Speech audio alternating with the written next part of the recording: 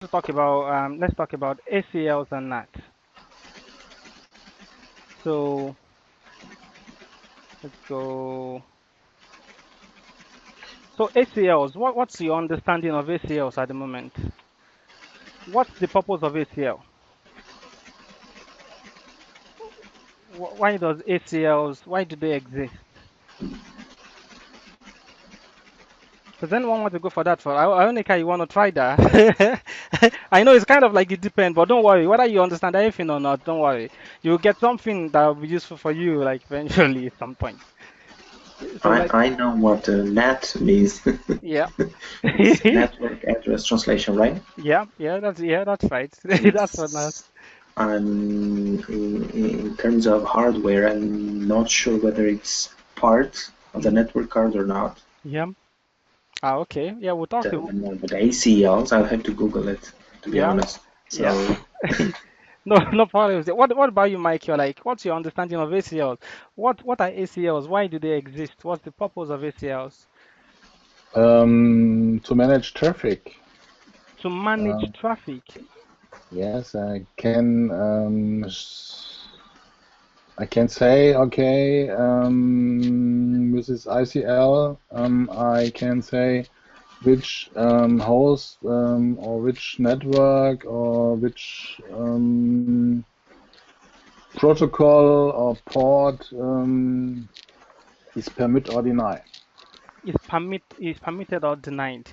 Yeah, which is good. I mean, I think that's really, really good. In what sense? So, but what like the core purpose? Is the ACL, let me ask the question this way. Is the ACLs that permit or that denies traffic? Is the ACLs that does that? Or what's like the main, because ACLs themselves, they have a main job that they do. So let me put it this way. So ACLs, they exist for one main reason. Um, their main reason, I think the name given by Cisco, ACLs, is a access control list, right? But I think that name is like wrongly named because access, ACLs don't actually control anything that much.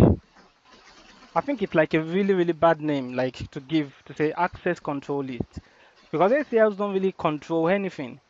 So you have things like access control. So many people think that ACLs are like, things that you use for, from the name you can say for controlling access. But that's not like the thing that ACLs does. So let's do it this way. So let's look for a good Cisco switch. Cisco switch. Yeah. So let's do this.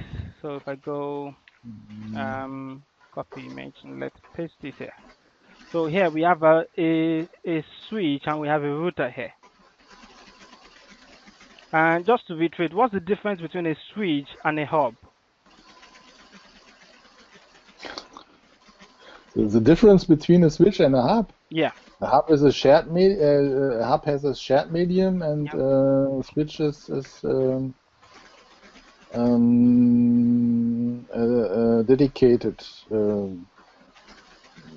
You have dedicated ports.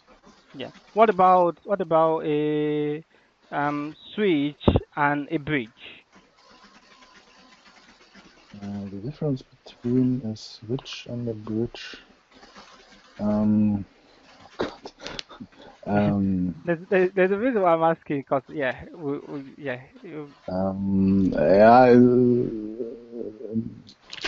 the difference is very small, I think. yeah. Aonika, you want to try? What's the Because difference with Carry on, Michael. Sorry. yeah, okay, it's no problem. Yeah. So Aonika, what's your thought? What's the difference between a switch and a bridge? I know that a switch, or through a switch, Hmm. we connect devices that have IPs, Mm, What just about like the hub connects devices I that think have MACs, yeah? method What about transmission. a bridge? What about a bridge? Can a bridge not do that? A bridge between two segments of network, or I'm not sure what So about so which I'm not sure. so actually let's let's just do a brief recap of the things that we've done before in our previous Hangouts in terms of bridges and switches. So what happened was that let's bring up this one. So in the past, when IT networking and all that stuff, when it first started, in the past we used to have Okay. this thing called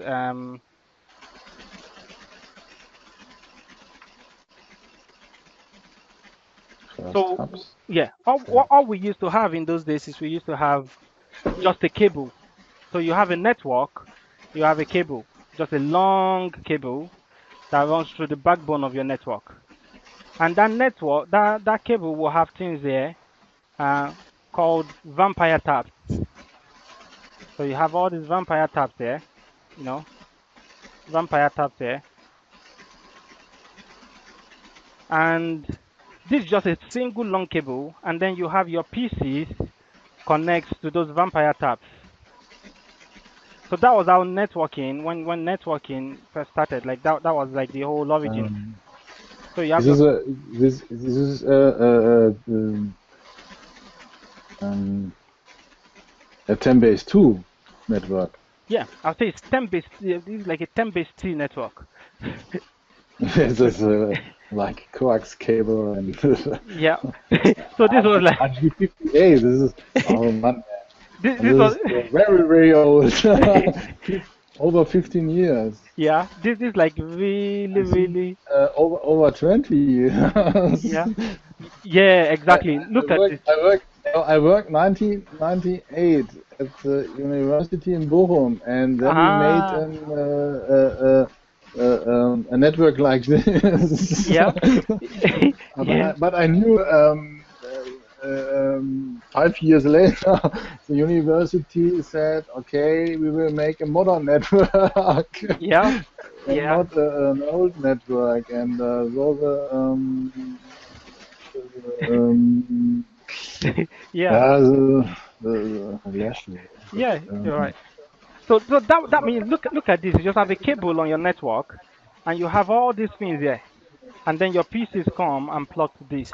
So actually, they call them. Let's see if you go. let's see. Let's see if we can find a good image. They call them vampire tabs. Yeah. So you have something like this on your network. So you Yeah, have this cable here. this is a big yellow cable, Exactly. So that's and basically what your network and is. then you have a, Sorry. Let me bring it up again. it's very funny Yeah. because this is a very old network. Yeah, it is. So that was where everything but started from. but I think and then you have a one moment. Yeah. Yeah. Yeah. So, Aonika, let me ask you a question. Okay, What do you think is carry on, Michael? Sorry. no, okay, it's okay. Yeah. So, what do you think is the problem with this type of network, Aonika? What do you think is the problem with this? Hello, Michael. Welcome. Problem with this network, so the great problem are collisions. Exactly, collisions. What collisions? Yeah. So let Because me nobody will make a network like this network. exactly. So let me ask this to Aonika. So, Uh, Aonika, what collisions? What's the problem with that? What's the meaning when we say collisions? What does that mean? I mean, Uh, it's just like the car traffic, I suppose, right? Let's put it So this way. data transfer Yeah. gets congested. No, yeah, you're right. You're really close, but not just congested. Is what happens. You see, on this big cable that we have here, only one device can communicate at a time. Now, imagine that type of network nowadays, where you have in an office, you have like about 500 users, and only one computer can communicate on that line at one time. So imagine what the network would be like. So you're sitting in your office, you want to send something over the computer, you basically have to wait and make sure that no. So basically, if this guy over here, if he wants to send something over this line, he will first of all listen and make sure nobody is speaking anything over this line. If nobody is speaking anything, then he will try to send his data that he wants to send. Now, let's say this guy and this guy were listening at the same time, and this guy is like, oh, the cable is silent, I can send my data. And this guy is like, the cable is silent, I can send my data. and this guy was to send his data, and this guy also sent his own data at the same time. So what will happen is there'll be a collision because only one thing can be communicating at the same time. So this guy sends his data, the guy sends his data. So it's like a collision on the line. So basically, they all back off. They both back off and they both say, okay, there's a collision that just happened, so we have to back off. And we'll both generate like a random, we'll both use like a random algorithm to determine like some seconds. Maybe this guy will be like, okay, I'll transfer my data again in the next 12 seconds. This guy like, I'll transfer my data in the next 5 seconds. And then this guy is like, okay, after 5 seconds, it does its countdown and then listens, nobody's speaking anything, then sends his data. You get the point. So so the problem with that is the bigger the network, the bigger the chances of collision. Because many more devices want to send information and then they are colliding every time they want to send information. So that was like the biggest problem of that. Then someone later, at some point, they came up and invented another device called a hub. So they got a device called a hub. So that was the question that we're asking that. Here's my main question to you. What's the difference between this type of network here, this type of network that we're looking at, this time-based network, and a hub? What's the difference? Difference is the old the hub network is a star network, and the coax network is a bus network. Yeah, true. Shane, what do you think? What's the difference between this type of network and a hub when the hub came out? So we used to have this type of network, then they came out with a hub. So what's the main difference in your opinion, Shane? What do you think?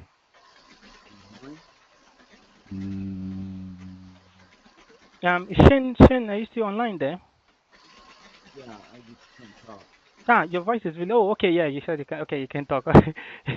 Your voice is really low.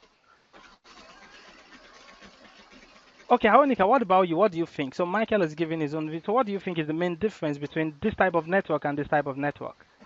The hub probably allows for simultaneous transfers of data. Actually, logically speaking, there's no difference between this type of network and a hub.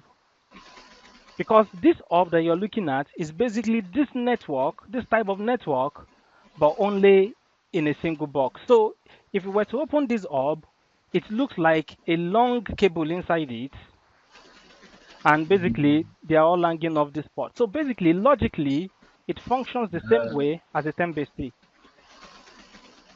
So inside the hub is also a single line, and so the only difference is the convenience, because now you have like something you can, pack and just move around. But apart from that, logically speaking, if you plug something into a hub and you plug another computer into a hub, only one computer can transmit at a time without there being a collision. So that's one of the reasons why in the enterprise networks, in today's networks, you won't find a hub. People won't allow you to use a hub because basically you're going back to the 10-base T days where you just have a single line and all the computers connected to the hub are sharing that single line. Then after that, they came out with something. After the hub, what was the next thing after the hub? A switch. A switch. Do you agree, Michael? Is it a switch after the hub? Bridge. Yeah, it's a bridge. So after the hub, it was not, they didn't go straight to the switch. Yeah, carry on, Michael. You want to say something? No, okay, no problem. Yeah. So after the hub, it wasn't the next thing wasn't the switch. It was the bridge. So the bridge brought something completely different than what the hub and the 10-base T offered. So the bridge, if I go network bridge, let's look for network bridge. Yeah, network bridge device. Let's see. Any good? Okay. I can't really find any good picture here, but let's just use something here to. Okay, let me just copy this. Okay, so let's say that's a bridge, yeah? So when the bridge came, the issue, the main thing that the bridge brought is that you can have one computer here, another computer here, another computer here, This one is plugged into this bridge. This one is plugged into this bridge. This one is plugged into this bridge. This one can be communicating at the same time, and this one is communicating at the same time, and this one is communicating at the same time. Because basically all of them have their own separate internal lines. So they are not sharing one single line like the hub or like the 10-base network. They all have their own lines inside that they are using. So that's what is called separate collision domain. So in other words, I can communicate without colliding with you. I have my own collision domain. You have your own collision domain. The next guy has his own collision domain. We can communicate at the same time. So that was the bridge. But then after the bridge, just a quick short history of that. After this bridge came what? The switch, right? So the main thing between the bridge and the switch was not because of like the way they function, because their functions are actually similar. So the bridge and the switch, they actually function similarly because the bridge also, every port has its own separate collision domain. Every device can communicate at the same time on the switch. But the main difference is this. This is the main difference between the bridge and the switch. Look at this. Let me write this on the screen. The main difference between the bridge and the switch is this. So let's expand this. Features. That's the main difference. Because what happened when the switch came is that the switch is basically more like a bridge device, but with more features. So the bridge brought something called VLANs, where you can configure VLANs. You couldn't do that on the bridge, you know. On the bridge, every port is its own separate domain, but there are no features. So on the switch, you can do things like VLANs. What else can you do on the switch that you can't do on the bridge? What else? Any other thing?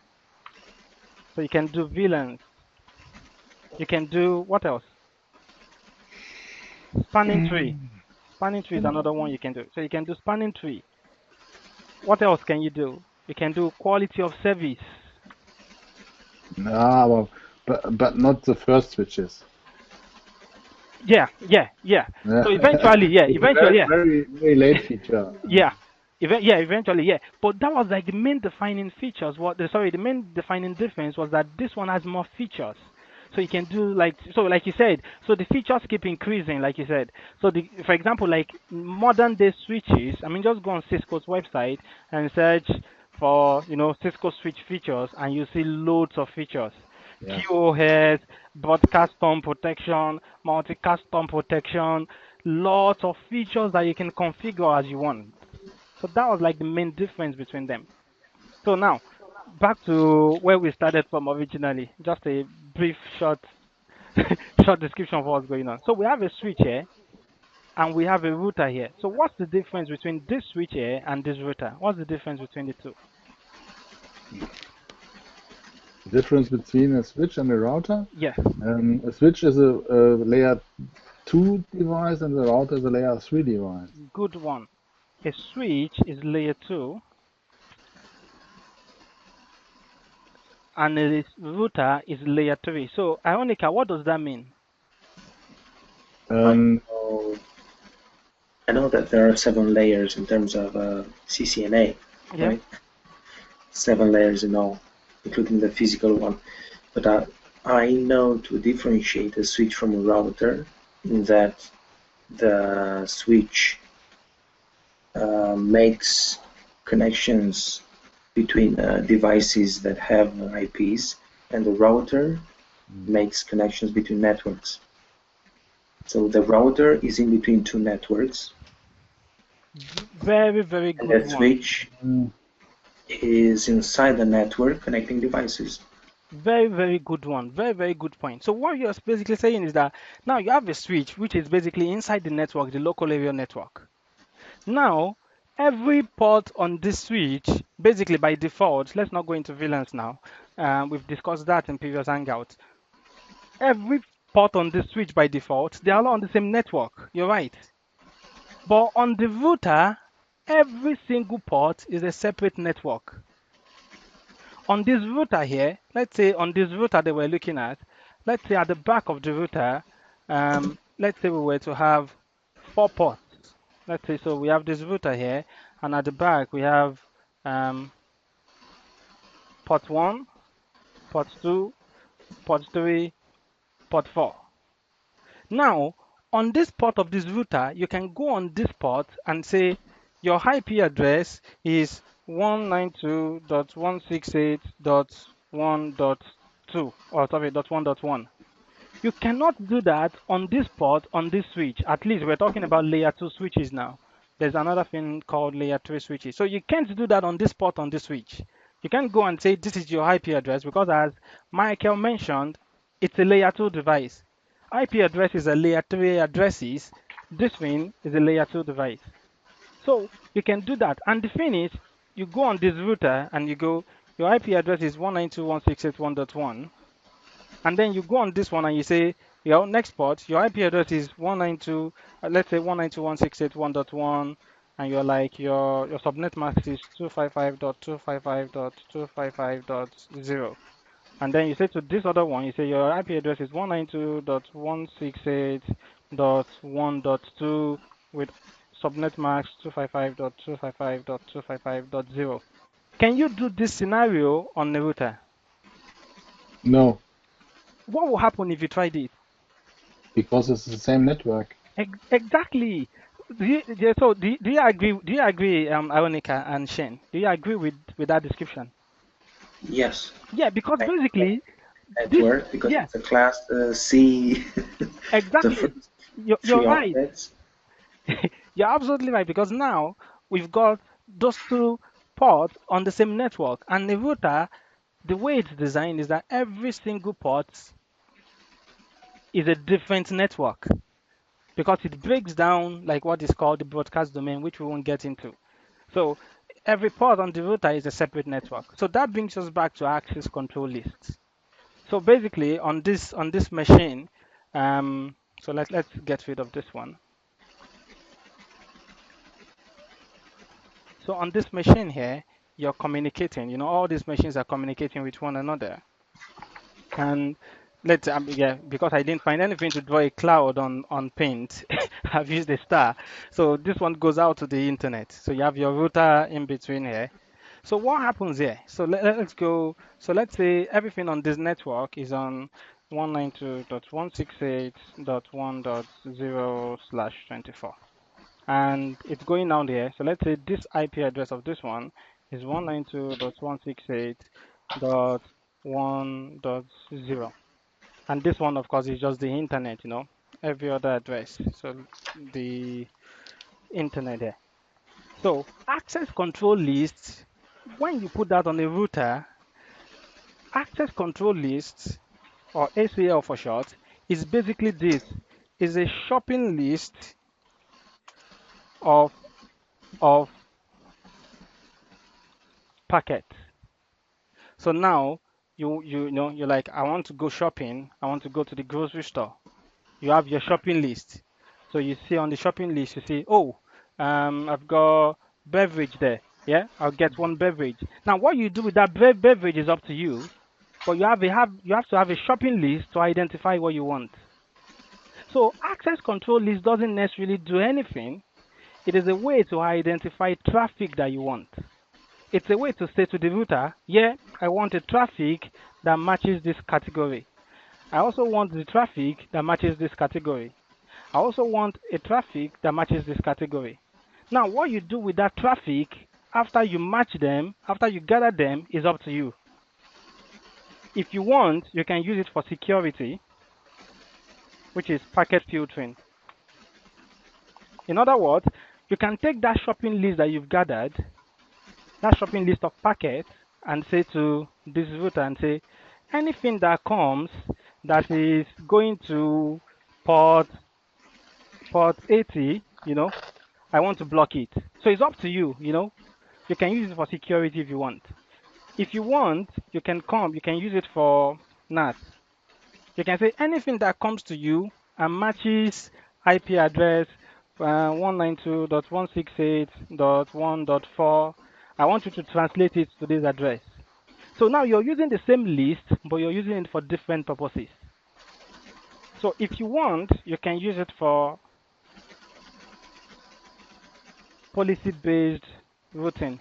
Does anyone know what policy-based routing is? Hmm. Michael, what do you think? Policy-based routing. Policy-based routing. The routing decision will make about a policy which will be defined in the router. You're right. You're right. You're absolutely right. But let's break that down a bit. You know, when it's a policy-based routing, this let's break down what Michael just described. So what policy-based routing means is this: on your router now, you now have two connections to the internet. So you have one ISP here. Maybe this is your Virgin Internet connection. Maybe this is your BT Internet connection. Another one here. So you can say to this router and say, actually, I want anything that is going to IP address 192, or let's not use IP. Let's say anything that is FTP traffic. You know, I don't want you to go via my Virgin, internet connectivity. I want you to go via my BT internet connectivity. But anything that is HTTP, I want you to send that to my Virgin Internet connectivity. But if anything is CIFS, which is file sharing, I want you to go via my Virgin also. But let's say you're using SSH, I want you to go via my BT. So basically, you're routing based on the packet. But the thing is, how would you identify the packet? ACL. So ACL is not actually the thing that is doing something. ACL is just what is matching the traffic that you want. So there are two types of ACLs. So does anyone know what they are? So two types of ACLs. So Shane, you've not spoken for a while. So Shane, what are the two types of ACLs that we have? I don't think Jerry's on it. Hear me. What? Hello? Now, Yeah, we can't hear you. yeah, It's really faint. this is the old laptop. Sorry? I cannot understand you. Yeah, it's really, Laptop. really low. You want to try? You want to type? You want to try typing? Yeah. Yeah, because it's really, really low. We can't hear you. So while Shane is typing, so Ironica, you want to give that a try. So there are two types. So we said ACLs don't actually do anything. ACL is just a shopping list of packets to pick out the packets that you want. So what are the two main types that we have? Probably policy-based, or well, I'm not. I'm just guessing. Yeah. What I'm about you, just What about you, Michael? What are the two types that we have? Standard and extended. Yeah, good one. So we have standard ACLs. We have extended ACLs. So we have standard and we have extended. So here's the thing. Let's do a short test here. Let's do a short test. We got this one. We got this one. So let's go. Um, 2, 3, 4, 5. Okay. Then we go 1, 2, 3, 4, 5. Okay. So you have your packet here. So that's what I'm trying to draw, by the way. You have your packet here. Now here you have your source layer 3. Here you have your destination layer 3. Here you have your layer 4, or let's say your source layer 4. Here you have your destination layer 4. Here you have your data that you want to send, or let's just call it oh, Sorry, I have a problem. yeah. What is layer 4? Source of layer 4? Good question. I was going to ask that. What is layer? Because normally I have layer 2 that is MAC and layer 3 is IP. Yeah, good question. What is layer 4? because I know nothing about layer 4 address. Ironically, you want to help us. What is layer 4? When you say layer 4, what do you mean by layer 4? Okay, layer 4 is port. Good one. Very, very good one. Your port. TCP IP or UDP ports. Very good one. Because now, if you go back again, just a bit of short history lesson regarding, you know, this again, the um the 7 layers or the 7 OSI layers. Yeah. So you have, so which one is like the first one? Down, down, down. Yeah. Physical. Um, which one? Physical. Physical. Okay. Layer So, 1. yep. So at the physical layer, what does the physical layer understand? So the electrical signal, Exactly. Good one. That is really the good. Electrical connector signals. type, the definition of the connectors. Yeah. Actually, Uh, let me cancel this one so that it doesn't mess this up. Let's go to another paint document. yeah. So let's go. Yeah. So yeah. Okay. Let's go back to this one.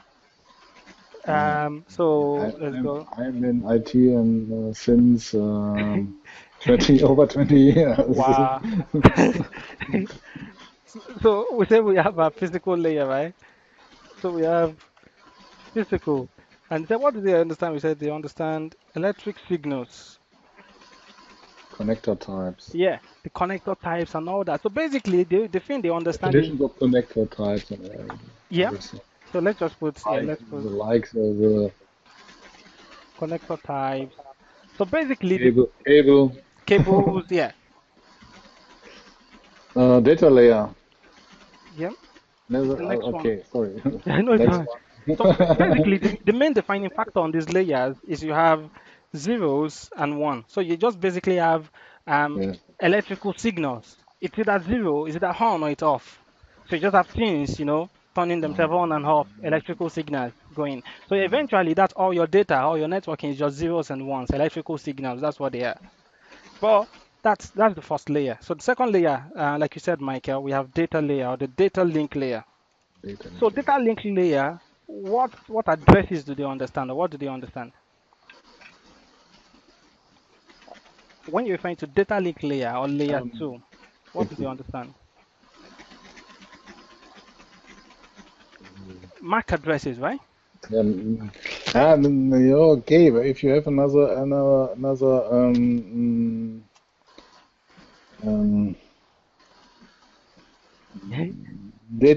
data link layer Yeah, protocol, that's MAC addresses are only in Ethernet. If you have a yeah, WAN with HDLC or a PVCs. frame relay, you have Your other PVCs, data right? link layer Yeah. addresses. For example, frame relay uses PVCs, right? No, Your, your, your, normally, oh, I think sorry, DLCIs are sorry, the right Delcy, sorry. the right Yeah, answer. sorry, that was wrong. It's Delcy, you're right. The Yeah, connection it's and Delcy. not the address. So you're right. So different protocols on layer 2 have different addresses. So like Michael rightly said, if you have frame relay, you use DELSIs. If you have Ethernet, you use MAC addresses. So that's your layer 2. Or encapsulation in serials or other things. Yeah, encapsulations. So you have that on the second layer. So what about the third layer? What do we have? Which is like the most popular layer of them all? Third layer, Network. the network layer. So on the network layer, what do we have as IP addresses? Oh, sorry, IP. I said IP addresses. We have IP addresses, right? That's where we have our IP addresses on the network layer. So you're just talking IP. Um, Yeah, that's where routing happens. yes. So on layer 4, what do we have? Which is the one that Michael asked. Nobody? Transport. Yeah, Transport. yeah, transport layer. Yeah, that's right. So you have your transport layer. And what does your transport layer understand? So basically, whatever you want to transfer, on the other layers, there are two ways you can transfer them. You can transfer them in a connection-oriented way or in a connectionless way. So what does that mean? Connection oriented. Because one thing that we do as IT people sometimes is we throw around a lot of terms that people don't understand, and at the end of the day, people are more confused. Like you talk to someone, you're like, yeah, it's just connectionless, and at the end of the day, the person is more confused. What in the world is connectionless? What in the world is connection oriented? So connection oriented means TCP. exactly, that's right, TCP. A wants to So communicate. No, you're right, Michael. A wants to communicate with B. But before A communicates with B, A is like, I need to establish a connection with you. So A sends a packet to B and say, B, I want to communicate with you. B replies and say, yeah, I want to communicate with you too. And basically they both agree, and then they have like a virtual connection between the two of them. So it's called the the three-way handshake. So they basically shake hands. So like we want to communicate, but we don't just start communicating anyhow. We go, I want to communicate with you. Yes, I'm willing to communicate with you. Thank you very much. We can start communication, and then we start. So there's a virtual connection between us. And then there's another one called connectionless, which basically means I want to communicate with you, but I'm not caring like uh, to negotiate anything with you, anything like that. I just send the data to you. Like, it doesn't matter. I don't care whether the data gets to you or not. I just send the data kind of like, I'm like, yeah, there goes the data. If it gets to you, it gets to you. If it doesn't get to you, it doesn't get to you. Now, there are two main reasons why people want to use things like that. Maybe you want to use like voice traffic. You have to use connectionless, because the thing with connection oriented communication is that if I'm communicating with you, it's like on the phone, so we have a connection going, and I want to say something to you. I go, Hionica, did you hear what I just said? If Hionica is like, no, I heard you up to when you said B, and I'm like, oh, okay, I'll repeat what I just said. So that's the way connection oriented communication works. So you send a packet, the other side has to acknowledge your packet. If you don't get an acknowledgement from the other side, you know the packet got lost on the way. So you send it again. But you don't want to be doing your voice traffic like that. For example, we're communicating now. You don't want to hear, you know, a voice communication now. Maybe something gets lost on the way, and then you hear the thing I said 5 minutes ago being played back to you now. You want it to be real time. So for real time traffic, you don't want the connection oriented of the connection oriented stability. You just want data to get as fast as possible to get to its destination. So that is the transport layer, and we basically have things like um, TCP or UDP. TCP is the connection oriented, UDP is the connectionless. And on this layer, what are the addresses that we have? ports. Port numbers, right? Yeah, yeah. And then the other layers, which we won't get into that much today. So we have the session, you have which other one after session? Presentation, Transmission and then you have application. the application. So let's get back to the one that we're discussing. So you have this one. So this is a packet. So you have source layer 3. Same thing here. You have destination layer 3, and here you have source layer 4. You have destination layer 4, and you have the upper layer data, or let me call it ULD. So here's my question. Standard access lists, what can they identify traffic by? Extended ACL, what can they identify traffic by? So, Ionica, what do you think? Yep. No problems, mate. Absolutely right. Michael, what do you think? Yes. Well, standard is source layer 3 and destination layer 3. Okay, so And Michael said, extended is additional source and destination layer 4. he says, so extended, can you do source layer 3? Standard? Hmm? Can you? Yes. Yeah. What about destination layer 3? Yeah, it's well, the last ACL was. Is it nah, Destination I think only source. only source. Okay. What about extended? What about, sorry, source layer 4? No destination. Destination layer 4. Yeah. What about upper layer data? I at the moment I cannot say Yeah. What about yes or standard? no. So it says standard is source and destination layer 3. So what about source layer 4 for standard? Uh, Mhm. Shane, what do you think? What's your thought on this? I want to read in the afternoon a few positions, but No, no, absolutely don't I had worry. no time. It's one of the reasons why we're doing this. It's sort of like revision also, for those that are familiar with it before, it's sort of like revision. So actually, let's delete all this. So actually, when it comes to standard ACLs, standard ACL can only shop traffic based on one criteria, and that is just source layer 3. They don't understand how to match traffic on destination layer 3, on source layer 4, on destination layer 4. All they know is source layer 3. So actually, I have packet tracer on my machine here. So let's bring up packet tracer. So I have a router here. So let's go bring this router up and let's go enter. Um, if I go access list, question mark, it said IP standard access list. Let's say it says 1 to 99, so let's use number 1. It says, well, I'll deny permit remark. Let's say permit, just for test, question mark. Look at this. It said address to match. It says any source host. So it's talking about the source layer 3 here. It says I need the source layer 3 address I want to match on.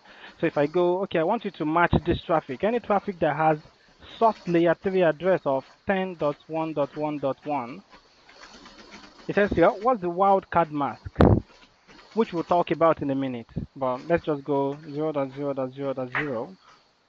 And that's the end of the command. There's nothing else that we can match on. We can only match on source layer 3. That's right. So if a packet comes in on standard, is like the only thing I know how to filter you by or understand how to match the traffic is source layer 3. That's the only thing I know. Whereas extended can match based on source layer 3. It can match based on destination layer 3. It can match based on source layer 4. It can match based on destination layer 4. In fact, I think it can match based on upper layer data. So for example, if I go back to packet tracer that we'll have running here, so let's cancel all these. So let's go access list, and instead of standard number, let's pick an extended number. So let's say 100. So question mark, permit deny. So let's say permit again, question mark. Now look at this, you have more options. So now it's like, okay, do you want me to use, EIGRP to match, or GRE to match, or ICMP to match, or IP to match, or OSPF to match, or TCP to match, or UDP to match? So I can go, well, okay, I want you to match based on TCP, question mark. It's like, okay, which source IP address do you want me to match? Source layer 3. Let me say, okay, I want you to match 10.1.1.1. It's like, okay, the wildcard, which we'll talk about again, 0.0.0.0, question mark, is like destination layer 3. Which destination layer 3 do you want me to match? You know? So let's say I want anything going to 10.2.2.2, question mark. It said destination wildcard also, 0.0.0.0, question mark. Now look at this. It said, now he's asking me for the destination port number or for the destination layer 4. It's like, what do you want? Do you want um packet match only packet on a given port number on the destination side? So I can go equals. Look at this. I can match based on SMTP, which is an application layer protocol, right? I can match based on telnet. I can match based on the port number. I can match based on HTTP, which is an application layer protocol. So extended basically can match on all these fields, by standard can only match on just one of just the source, that's all. Now there let's talk about this one also. So we talked about wildcard masks. So what are wildcard masks, Michael? What are they? So a wildcard mask is like a subnet mask, but with inverted bits. Good one, Michael. He said wildcard mask. He said they are like Very subnet tricky. masks, I know. but they are inverted, which is very good. It's an inverted subnet mask Yeah, only. inverted. In other words, they are wildcard masks. Sorry, they are inverse masks. So how do we break that down? Because again, I'm a fan of IT people. We throw around a lot of terms, lots of them. The same thing that we do when we are studying MCSE. Like we ask people, what is NTDS dot this? What is a schema? People are like, yeah, you know, because you use those terms, you sound intelligent, but the real intelligence is knowing how to break them down. The real intelligence is not just, yeah, I upgraded the schema today. So how do you break down a schema for someone that doesn't understand what the schema is? That's the main thing. So here's the thing. So we have subnet masks. What is the purpose of subnet masks? I want to try to answer this. So let's say I have an IP address of 10.1.1.1, and I have a subnet mask of 255.255.255.0. What is the purpose of this one? Why don't I just use this address? Why do I have to put 255.255.255.0? What's the purpose? The subnet mask Yeah, uh, because it differentiates has a between meaning. the Yeah. octets. Hello? Hello. Yeah. Carry on. Sorry. Differentiates between the octets that go with the network ID from the octets that go with device Good would one. identify the device, okay? Very good one. So network ID and host ID. Very, very good one. With the network ID and the octet that matches. Actually, I won't use the word octet. I'll use the word bits because sometimes you may have one that cross between octet. Like let's say you have 248 here. So it's within the same octet, but it's but it's bits. It's very tricky. No, not tricky. No, it's absolutely correct. I mean, like, Oh. Ah, okay. Ah, but if you want to get the magic number, you tell about the third octet. Last day we had I give an answer in a discussion with this topic. yeah, yeah. Yeah, it's okay. It's bits weak because they are not a complete octet. Yeah, exactly. So yeah, so you put something like this because now you're like, oh, okay, this looks a bit confusing or something like that. So you're absolutely right. It differentiates the network bit or the network ID from the host ID. So what this one is basically saying is this: any part that has a one in here is the network part. Any part that has a zero in here is the host part. That's what it means. So let's use this one, 255. No, in this kind of subnet mask, Yeah, is it you have three parts: the network, the subnet part, and the host part. And with the prefix, you notation. have you have you have two parts: the network and the host. It's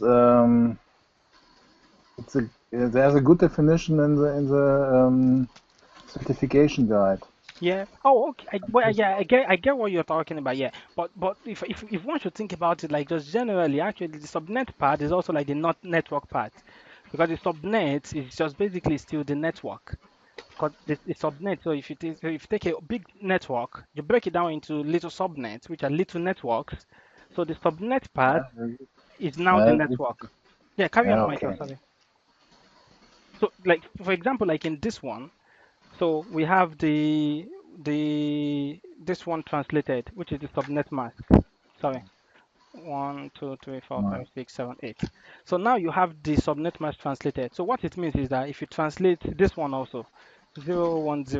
So So what is that in binary? Well, we can go around and try to convert using paper, but because of time, let's just quickly use a calculator to help us. So let's go 10, and let's change that to, um, I think it's still this one. Binary. What is binary? Binary. Does anyone know where to get binary from this one? Programmer. Programmer, is it? Oh, okay, yeah, there we go. Thanks very much for that. Binary. So yeah, we have 1010. So what we basically have to do is go 00001010. Good. Then what else? We have 1. Okay, yeah. So we know what 1 is. 1, 2, 3, 4, 5, 6, Yeah. 7, 8. Dot 1, 2, 3, 4, 5, 6, 7, 8. Dot 1, 2, 3, 4, 5, 6, 7, 8. So basically, any part that is 1 here, it is the part that is, so let's change this to black, is the part that is the network part. Any part that is 0 on the subnet mask is the part that is the host part. So now we know that the network of this one is this first 3 octets. The network of this one, the host part, is the last octet from the subnet mask. So let's say the subnet mask were to change a bit and the subnet mask were to be, let's see, 192. So all you need to do is convert this one to binary. So if we go 192, let's convert 192 to binary, which is 192. 111. Sorry, oh One sorry, one. decimal. And One 6 zeros. 192. Ah, okay, 11. Yeah, thanks very much for that. 11, and we have 6 zeros. So let's go 11, and we have 1, 2, 3, 4, 5, 6. So now from this one, the network part is up to this one. So this guy has joined the host part now, because the part that is 1 in the subnet mask is the network part. So now the network ID is this one, and the first 2, which in this case is 0. And yeah, we'll be talking about that. I mean, I think we talked about it like in our previous Hangout. And the way to calculate the increment of the network is you use the last octet, that is a 1 here. So if you go, this one is, I won't go into full details, but this one is 128 here. This one is 19, sorry, this one is 128, this one is 64. This one is 32. This one is 16. This one is 8, 4, 2, 1. Now, the last bit that is a 1 here is a 64. So that means the network here goes in increment of 64. So the first first subnet on this network will be 10.1.0.0. That will be the first subnet because that's the third octet. Next one will be 10.1.64.0. Next one will be, because it goes in increment of the last one here. But yeah, we'll get back to that. So basically, when we talk about wildcard mask or invert mask, like Michael said correctly, inverse mask, what that basically means is that you're talking about the inverse of this. So if you have a subnet mask like this, any part that is a 1, basically you make them a 0. So inverse mask of this one will basically be 0.0. Sorry, 0.000000000.000000.00, and any part that is a 0, you make them a 1. 1.11111.1111111. There you go. That's the inverse mask. So we use these ones to, and does anyone know the reason why we use inverse mask anyway? Why don't we just use subnet mask like we do? Does anyone know the reason? Anyone? Anyone want to try? Shane, Shane said, I'm just learning. Ironica, what do you think? Like, why do we use inverse mask? Why not subnet mask? This is a very interesting one. What about you, Michael? Why? Why do we use inverse mask and not subnet mask? Mm, I tell you why. I tell you why. You know the reason why? It's because of history, basically. It's because we're still stuck in history.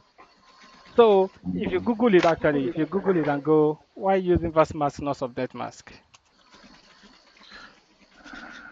Um, So, or why wildcard mask? So, the reason is basically when networking first started, the kind of devices that they were creating, the electronic devices, the electronic device itself, it was really good in calculating inverse mask, and basically that was what networking was using in those days.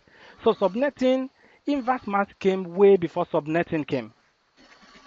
So subnetting came much later in IFC 1918, but inverse mask was being used in networking for a long time because of the electronic components that they were making at that time were geared towards inverse mask.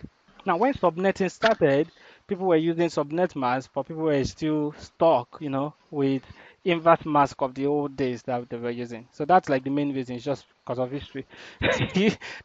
That's what they've always used. So if you Google it and find out like why do people even use that, you find some really let's see this one. No, this no I. Mm, mm,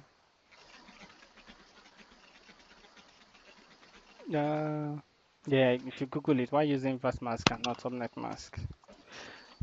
Um, so I read in a book somewhere, so that was the reason. Mm, yeah, okay. So let's move on here. Okay. So now we understand like, inverse mask, you can use them to match packets. So the same way you can use subnet mask to match, to specify a range of IPs, you can use inverse mask to specify a range of IPs. So let's go back to our access list. So we said access list, we have so let's go back. So we said access list. We have the standard access list and the extended access list. Now, there's another type of access list that we have. Does anyone know what that is called? So apart from those, so this one is not kind of like a type, it's kind of like a category or something like that. So what other types? So we have standard, we have extended. So this one is, I won't say it's a type, maybe more like a category. So there's another category of access lists. It's called named access lists. And the thing is with name access list, the reason why it's not like a type is because you can have standard named access lists, or you can have extended named access list. So it just makes your life simpler because let's say you want to create an access list, you can give it a name rather than just giving it number. For example, if you go, IP access list 10, now you have to remember, oh, when I use IP access list 10, these are the things that match. It makes it complicated when you have to be remembering numbers as humans. So it makes it easier if you say, okay, IP access list block traffic, you know so you can identify that easily if you give it a name, than giving it a number. So that's like the whole point. So you can have standard named, and the only difference is the way you configure them. So if I go on this router now and I go conft and I go, so instead of going the when I wanted to configure the normal type of configuration, I went IP access lists there. But this one, you just go access lists. Now I'm on packet tracer, right?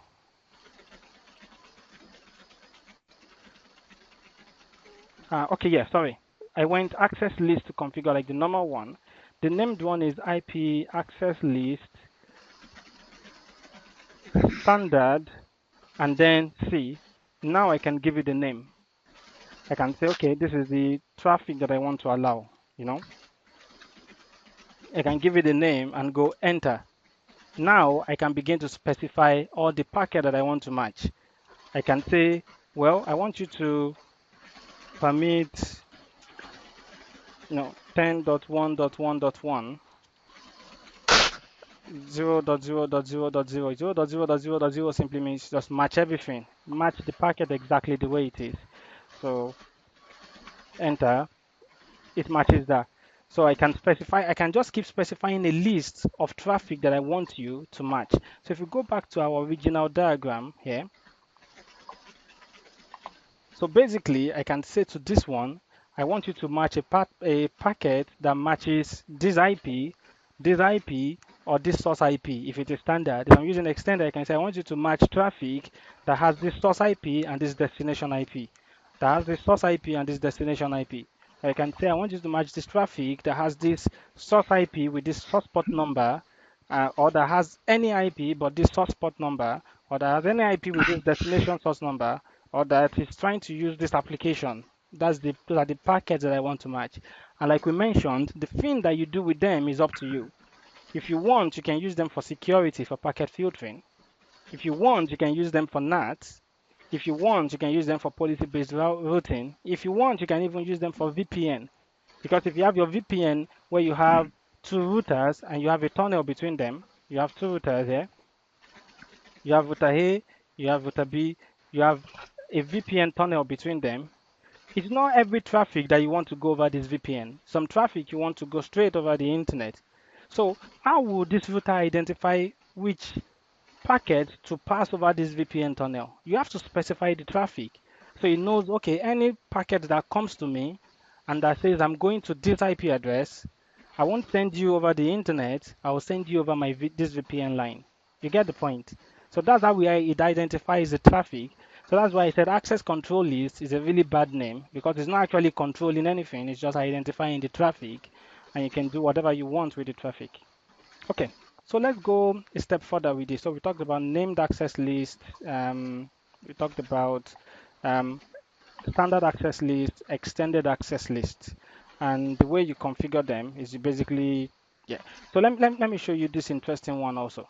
So now I have a named access list here, because one other misconception that people have is that once you configure an access list, you can never change their order again.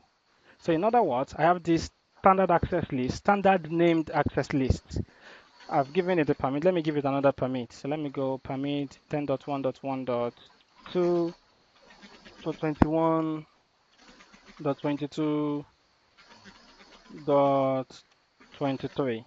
And if I go back and I go show me access lists, now I can see the two access lists that I've configured. I configured this one before. So this one has been there for a while. So I can see the access list that I have on this machine, show access list. So I have this access list, I have this access list. Now the thing about access list is that whenever they are matching traffic, they go from top to bottom.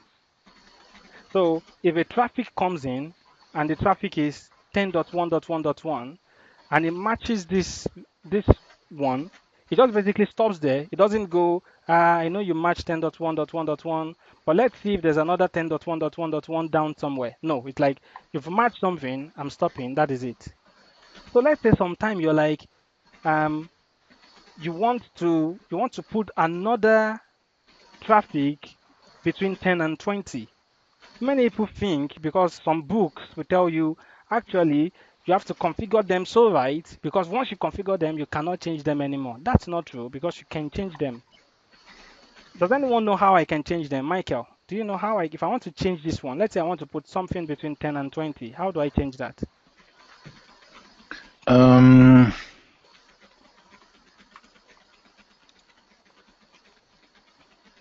How do I change that? Or there's a let me ask you, there are two ways to create access lists. I can either use access lists, right? Or I can use IP access list if I want to create a named access list. Now, can I change the order if I use the method of access list or if I use the method of IP access list?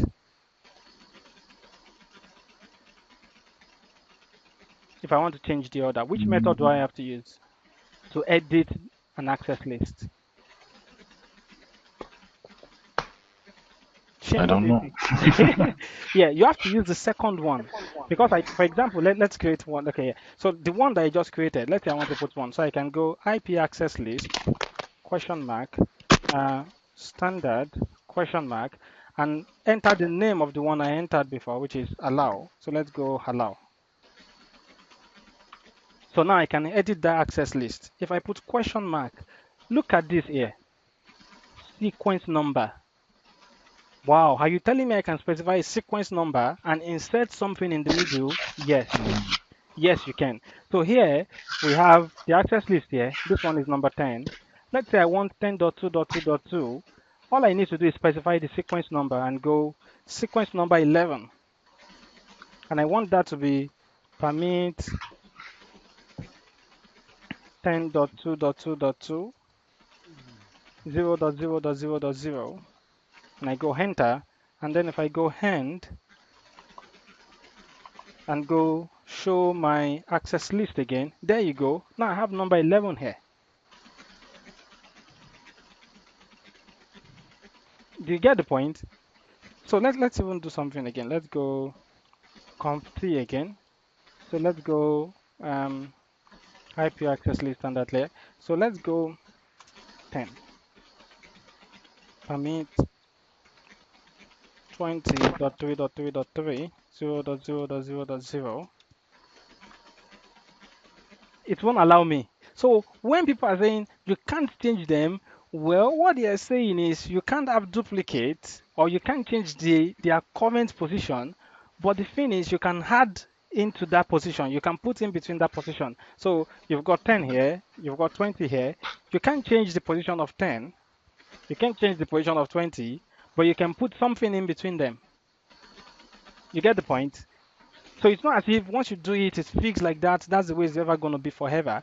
Well, there's a part truth to that because now I can't just go, okay, I can't just go and say, I want to remove this one now because that's not possible. If I want to remove it, I basically have to remove the whole access list and start again.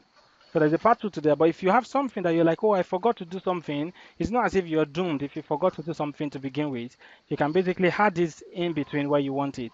But that's a good reason why in the real world, people hardly use, Cisco routers or things like that for things like this. Well, people still, I'm not saying people don't use access lists because people do a lot in the real world.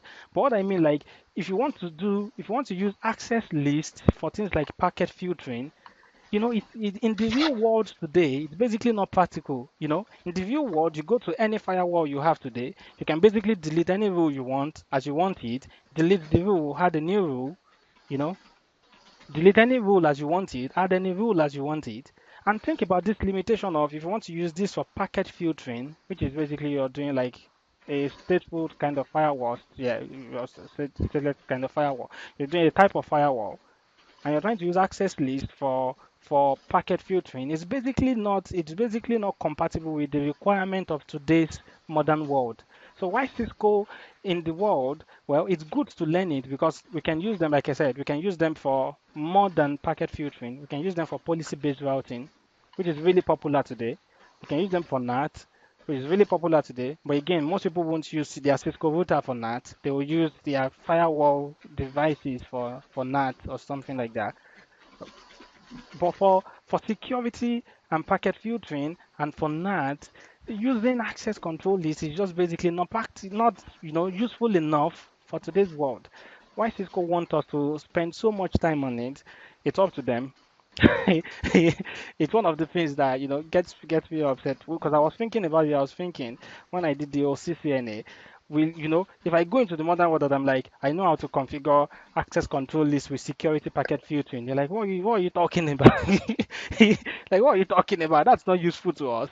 You know, it's good that you understand the concept of access control list, that you can, explain it if someone asks you.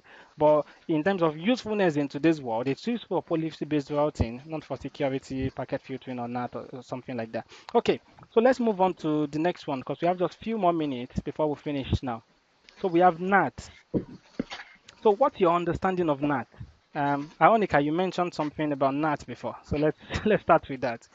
So NAT, what's your understanding of NAT? I know it's network address translation. Network address translation. So now you have to break it down for us because remember, IT people we like using big words. but but what does that mean? Network address translation. What does that mean? Mm, What are I we translating? Why do we need to translate? um, an input of some kind. Okay, I'll write it down. The way you've said it, I'll write it down. So you said we want to translate an input. What are we translating it to? An output, right? That's very global. IP addresses were translated. Yeah, Michael is saying something something more specific. IP Inside address, local, outside global. good one. So now you have to explain to us that because that's one of the things that is good why we do one of the things why we do the hangout. So now you've mentioned some things that if I don't understand before, now I'm more confused because now you've mentioned inside global, inside local. I'm like, hey, hold on, what are that global inside stuff that you're mentioning? So now you have to break it It's down for very us. late today. So now you have to break it down for us. So you mentioned something. You said inside local.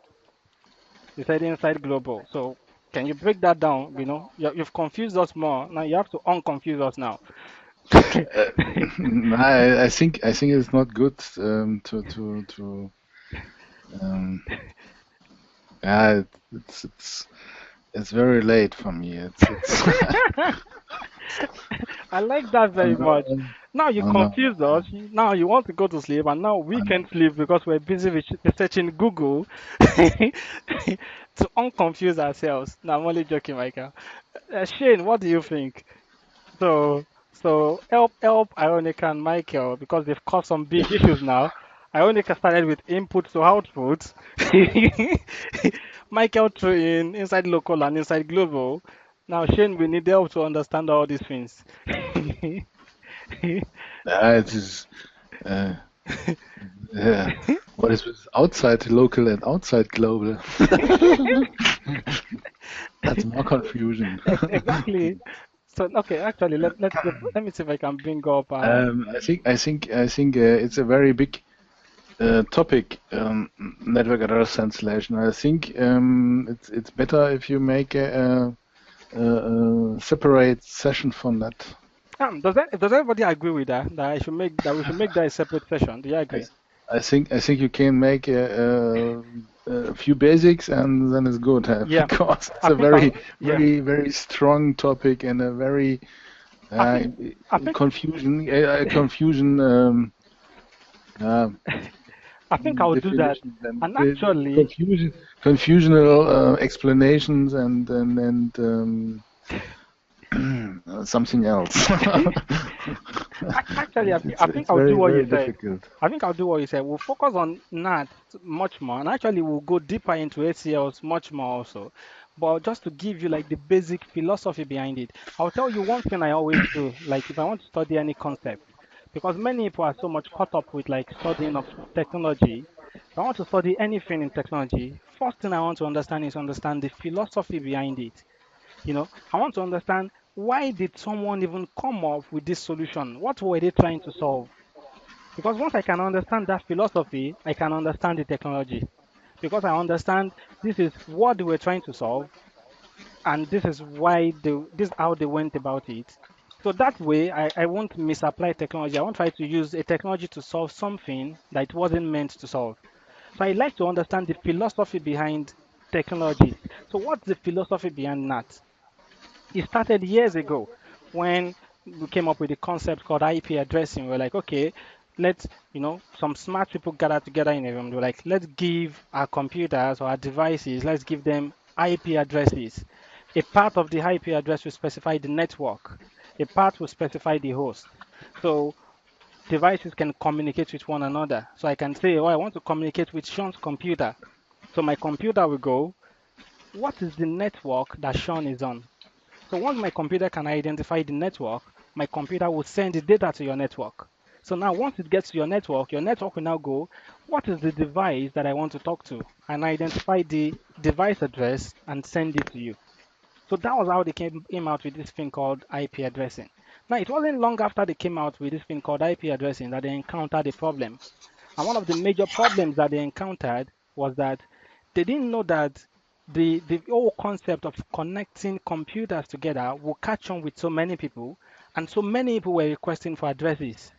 So many people were coming out like, well, we need a bunch of addresses. We're a bank. These guys are like, yeah, we're the military of this country. We need this bunch of IP addresses. This one's like, we're a big corporation. We need this bunch of IP addresses. So they started giving out all these IP addresses, and it was like, we're going to run out of them very, very soon. We're going to run out of them very, very soon. And their solution to that was, okay, let's get out together. Let's have another meeting. Like you do in the company today, any little thing you have a meeting. So they were like, let's get out together, let's have another meeting, and let's come up with a solution. And their solution was RFC 1918. So when they gathered together, this was their conclusion. So they came out, the smart guys, they discussed, and this was February 1996. And look at this. They said, with the proliferation of TCP/IP technology worldwide, including outside the internet itself, an increasing number of non-connected enterprises use this technology and its addressing capabilities for sole inter-enterprise communications. So what does that mean? What that means is that companies were talking to them and companies were like, now you guys have come up with something really smart and intelligent. But some of us, we don't want to talk to the internet. We just want to be able to use this wonderful technology that you've created. We want to be able to talk between ourselves inside, and we don't want to talk to you to the internet. It's like you go to any bank today, you go to any military establishment today, their computers that the users use are not connected to the internet. you know, so companies were coming, organizations were coming. We want to use your technology inside. We don't want to talk to the outside world. We just want to talk within ourselves inside.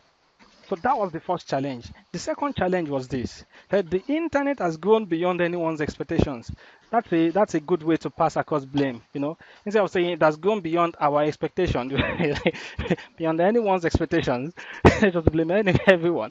Uh, Sustained exponential growth continues to introduce new challenges. One challenge is a concern within the community that globally unique address space will be exhausted. So they were like, okay, hold on, we have two issues. People are coming to us saying, we want to use this technology that we've created, we want to use it in-house. And some other people are like, we're going to run out of addresses soon if we keep giving them out the rate we're giving them out. So they were like, let's create this thing called private internet. So what they mean by private internet is, let us have three spaces of addresses. And the three spaces of addresses will say these three spaces of addresses cannot be used on the internet. You can use them as you want on your internal network, but they can't be used on the internet. So it's not as if there's like something special. So if I go, let's bring up a router picture here to get our Cisco router picture. If I go Cisco router, it's not as if your router cannot route IP addresses 10.1.1.1. Your Cisco router can route it perfectly, It's not as if this router cannot. So you have three private IP address space. Does anyone know what they are? I mean, this is good basic networking knowledge. So the private IP addresses, what are they?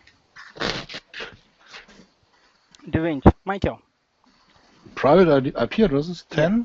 10.0.0.0 Yeah. 10.0.0.0 /8. Yeah. What else? 172.16. Okay, there's a range with .10. 16.0.0 until 172. Okay. Normally you will make one IP address and .16 31. Good one. 31. Yeah. 31.0.0 Dot or zero. 200. Oh, I I don't know in the moment the Aonika, do you range. want to help Michael? But you use one IP address of this range, and that is all in the practice. Aonika, do you want to help Michael? Um, What follows after 31, Yep. I'm lost. But I know that addresses that start with 192, Yep. 168 Hmm. are also private, I think. Yep. 192.168 dot what? Dot 00. 00 to what? Oh, no, to. I just know that, yeah. Because this is the thing. Because the reason why this is so important, because there's a lot of things to talk about in networking and all that. The reason why this is so important because there are some addresses. Don't make the mistake of using them because many people, they know 172.16, but they don't know it's up to 172.31. If you go on your network and you give your network a range of 172, because many people just think it's 172.16 forever. No, if you go and use 172.32.1.0 on your network, you're using a public IP address range on your network. That address range can belong to someone else on the internet somewhere. It's a public IP. You can't use it on your network. There are two RFCs no? that you can go to for something like that. So there are two RFCs. There's RFC 1918. Another one I think is RFC 3330, if I remember properly. RFC 3330, is it? Yeah, special use Yes. IPv4 addresses. These IP addresses, don't make the mistake of using them, you know, these ones. So they are called reserved IP addresses. Don't make the mistake of you trying to use, okay, yeah, we can use this one. But like this one and this one, there are many IP address ranges that you cannot use just anyhow as you want. You know, there are lots of them. So yeah, if you have the chance, like go through those IP addresses and all that. So they had these three ranges here. They were like these three ranges. We'll have them inside. And basically, what they've done is not as if they've done something. It's not as if they've done something special. So you have your router on your network. Let's say your router is there. What is your router connecting to? Your router is connecting to an ISP. But what is actually on the other side of the ISP? It's another router. It's not like a special big device. All that is happening is your router is connecting to another router. So what has happened is that the IETL has given an order to all ISPs. So basically, all ISPs have what we just learned now, an ACL. They have an ACL on all of their routers. Every single one of their routers have this ACL. And the ACL is basically to say, match all this traffic. If they ever come to you, block them.